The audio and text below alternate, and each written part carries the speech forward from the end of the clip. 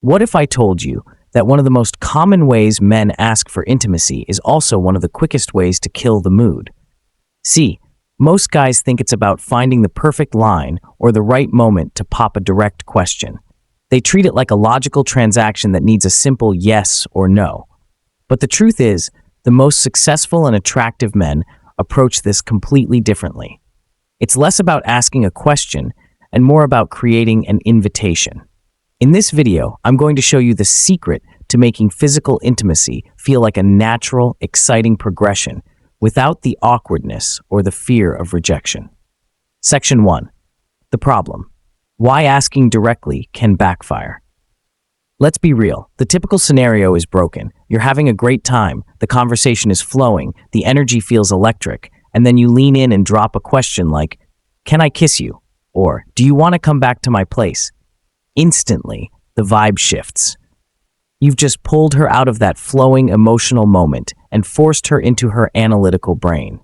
Now, instead of feeling the connection, she has to think about it. She's weighing pros and cons, running a mental checklist, and making a calculated decision.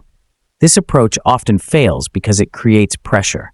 It frames intimacy as a transaction where you're asking to get something from her. This can signal insecurity and a lack of confident direction, which are the very things that kill desire. A woman wants to feel like she's on an exciting journey with a man who is confidently leading the way, not like a gatekeeper he has to ask for a key. Section 2. The counterintuitive truth, the power of invitation. So here's the secret. Stop asking for intimacy with a question and start inviting her into it with your vibe. You invite her with your confidence, your presence, and your ability to build an emotional connection where physical closeness feels like the obvious and welcome next step. This is rooted in a key psychological idea: spontaneous versus responsive desire. Many men experience spontaneous desire. It just shows up. But for many women, desire is responsive. It awakens in response to certain things, like feeling safe, seen, and connected. For her, the physical and emotional arousal often comes first, and the conscious feeling of wanting it follows. Your job isn't to ask for the final destination. Your job is to create the conditions that allow her desire to respond and join you on the journey. Section 3. How to invite, not ask, the 3 steps. So what does this actually look like? It boils down to 3 steps. Step 1. Create rock-solid emotional safety. This is non-negotiable. Before a woman can open up to you physically, she has to feel emotionally safe. This means she feels seen and valued for who she is, not just for what you want. You build this by being genuinely present with her. Put your phone away. When she's talking, actually listen to understand. Don't just wait for your turn to speak. Share something real about yourself, a story, a hope, a moment of vulnerability. This builds the trust that intimacy is built on. Step 2. Build desire without a word. Attraction is often built in the silence between words. It's built with nonverbal cues that say, "I'm attracted to you," without the pressure of needing a response. This is where confident, non-sexual touch is your superpower. A brief touch on her arm as she makes a point, a hand on the small of her back as you guide her through a doorway. These small gestures build connection and closeness. It's also about holding eye contact for just a beat longer than you normally would. This creates a magnetic tension, an energy you're both aware of, and it's far more powerful than any line you could come up with. Step 3. Use statements, not questions. When the energy is peaking and the moment feels right, you still don't have to revert to a formal question. Instead, you make a statement that shares your experience and invites her to join it. Instead of, "Can I kiss you?"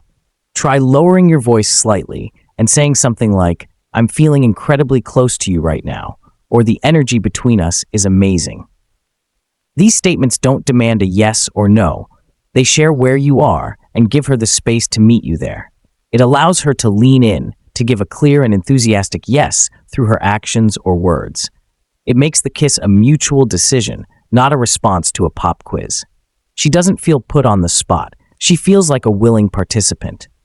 This is all about leading with a calm, confident, and emotionally intelligent presence.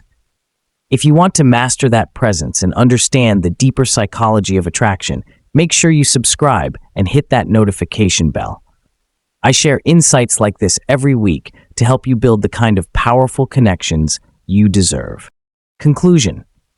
At the end of the day, true intimacy isn't something you can request like you're ordering a coffee. It's the natural result of a real, genuine connection. When you shift your focus from getting a yes to creating an environment of safety, building unspoken tension, and inviting her into a shared experience, something incredible will happen. You'll find you don't even need to ask. She'll be an enthusiastic partner on a journey you're both excited about, because you had the confidence and awareness to lead you both there. If this video spoke to you, take a moment to reflect on how you approach intimacy in your relationships. Give it a like, share with someone who needs to hear it, subscribe to the channel for more psychology-backed insights, and remember, true intimacy always starts with respect.